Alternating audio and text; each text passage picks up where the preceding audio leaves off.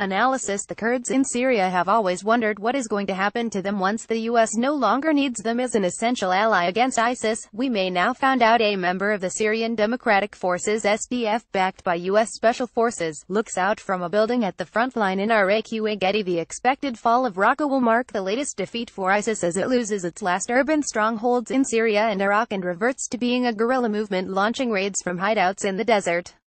The siege of Raqqa started on the 6th of June and ISIS fought skillfully against overwhelming odds until it now holds only a small enclave amid the ruins. Success will bring problems for the victors as well as the defeated. The attackers in Raqqa are the Syrian Democratic Forces (SDF), a mixed Kurdish-Arab force, but its military punching power comes from the YPG, the committed, well-organized and experienced Syrian Kurdish fighters linked to Kurdistan Workers' Party (PKK) in Turkey.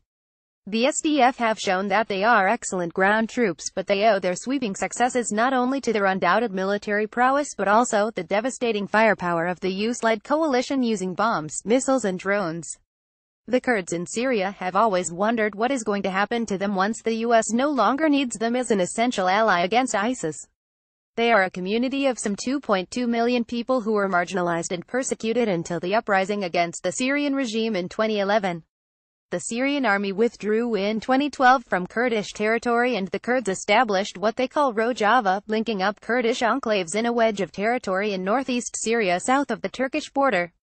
In 2014, the Kurds were attacked by ISIS, who almost captured the Kurdish city of Kobani, but were defeated after massive intervention by the U.S. Air Force.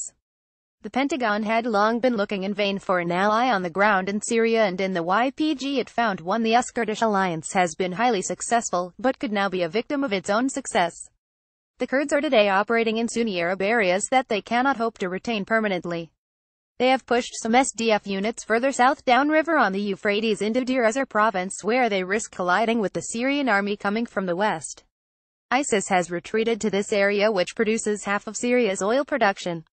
Some in the White House are reported to be pushing for the YPG and Sunni tribes to be used in pursuit of President Trump's plan to weaken Iran and its Syrian ally. But such a policy has several serious drawbacks. It is much too late because President Bashar al-Assad, Lebanese Hezbollah, Islamic Revolutionary Guards (IRGC) and Iraqi Shia paramilitary groups have effectively won the war in Syria.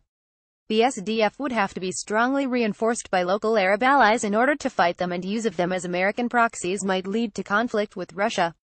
Kurdish commanders are now speaking of negotiations with Damascus since Mr. Assad has largely defeated the Arab opposition and will now have to deal with the Kurdish minority.